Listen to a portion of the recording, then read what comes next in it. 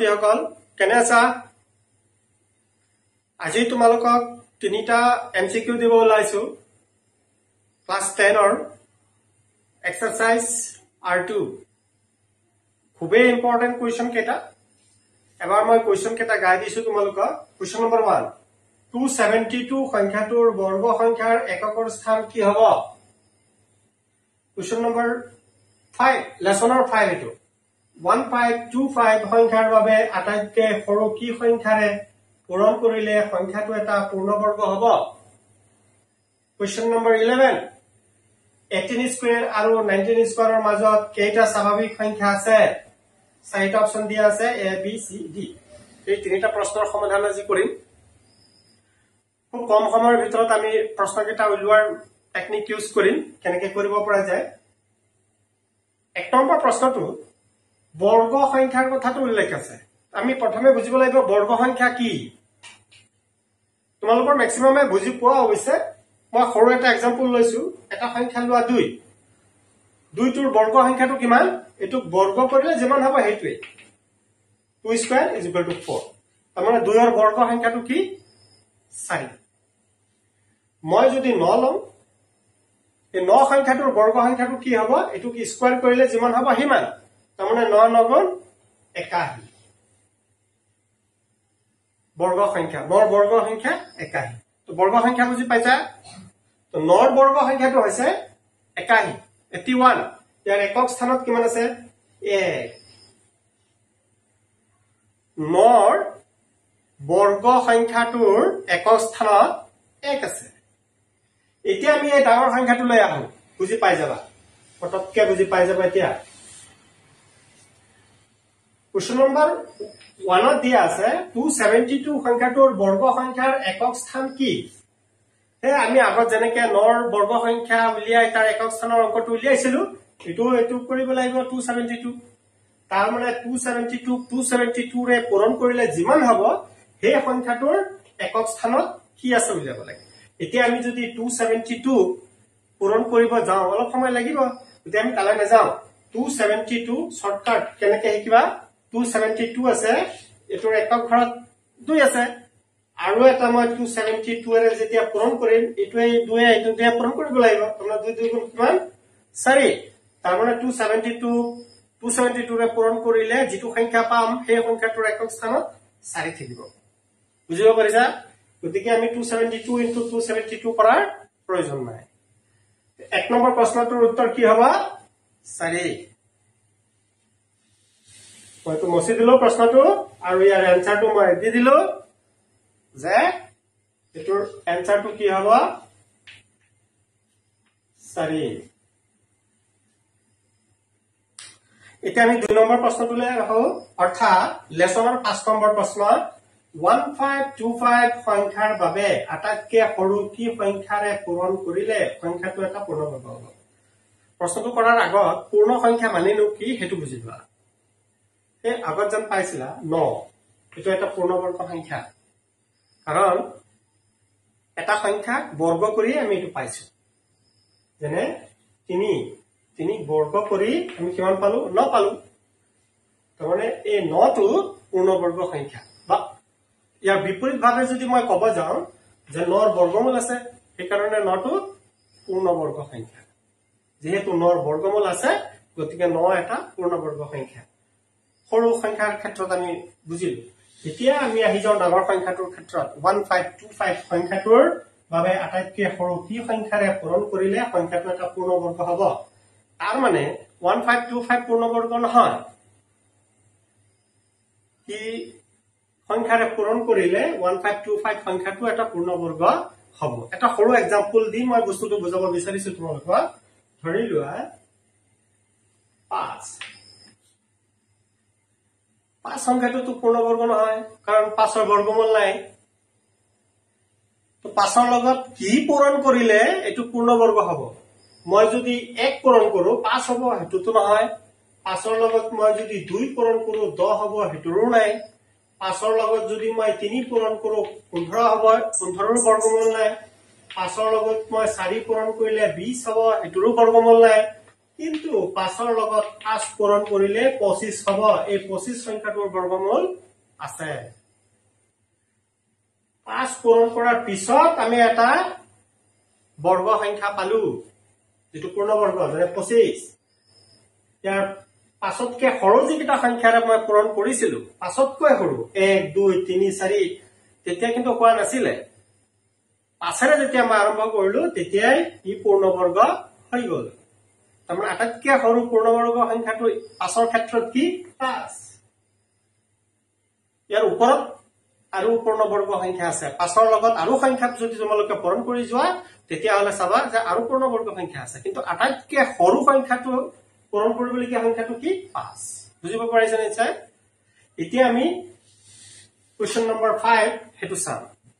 যে 1525 ইয়াৰ লগত আগতো সৰু আছিল বুজি পাই গৈছিল এতিয়া আমাৰ অলপ পাজল আহিব নহয় 1525 হেতু কাৰণে কি কৰিবা ইয়াৰ ক্ষেত্ৰত এটা বস্তু মনত ৰাখিবা যে যেটো সংখ্যা দিয়া থাকিব যদি ডাঙৰ সংখ্যা দিয়া থাকে এনেকুৱাকে তেতিয়ালে সংখ্যাটোক আগতে উৎপাদক বিশ্লেষণ কৰি লবা ফ্যাক্টৰাইজ কৰি লবা ফ্যাক্টৰাইজ কৰি লৈ উৎপাদক কেটা চাবা যেনে মই 15252 যদি মই ফ্যাক্টৰাইজ কৰো তেতিয়া হলে মই কি পাম হেতু এবাৰ চাই লও 1525 এককৰ স্থানত 5 আছে গতিকে 1525 3 বা 5 এৰ হৰণ যাব দুইটাৰে একেলগে যাবও পাৰে নাযাবও পাৰে কিন্তু 3 বা 5 এৰ হৰণ যাবই মই যদি 3 এৰ হিসাব কৰো 3 এৰ না যায় তেতলা 5 এৰ যাব 5 15ত কিমান বাৰ যাব 3 বাৰ 2 2ত না যায় 0 দিয়া 25ত 5 বাৰ আকৌ যেহেতু এককৰ ঘৰত 5 আছে গতিকে আকৌ 5 এৰ যাব 6 1 61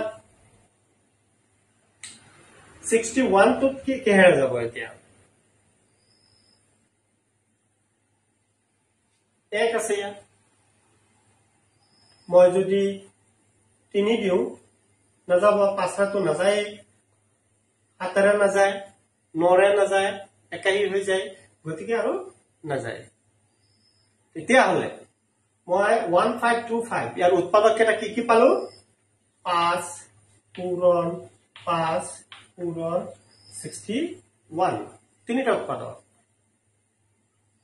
5 5 61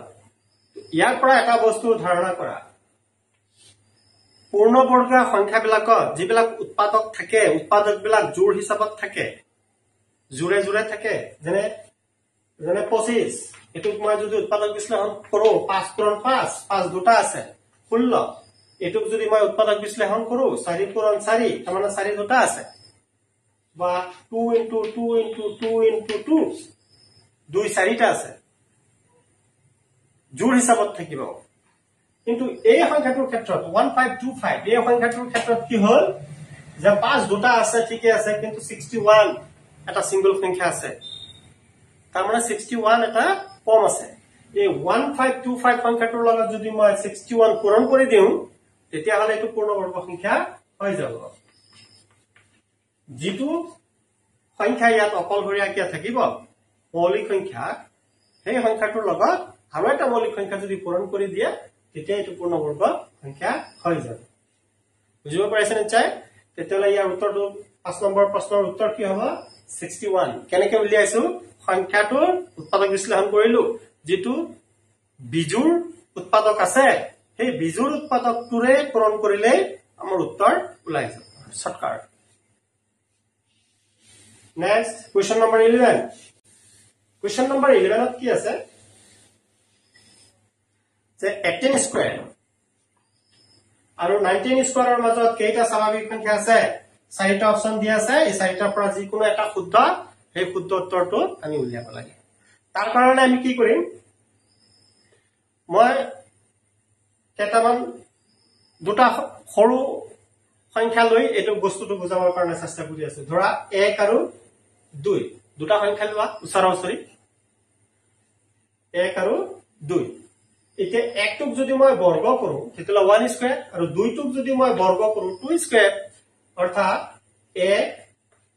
আৰু এটো হল 4 1 আৰু 4 এতিয়া তোমালোকে চিন্তা কৰা 1 আৰু 4 ৰ মাজত কেইটা সংখ্যা আছে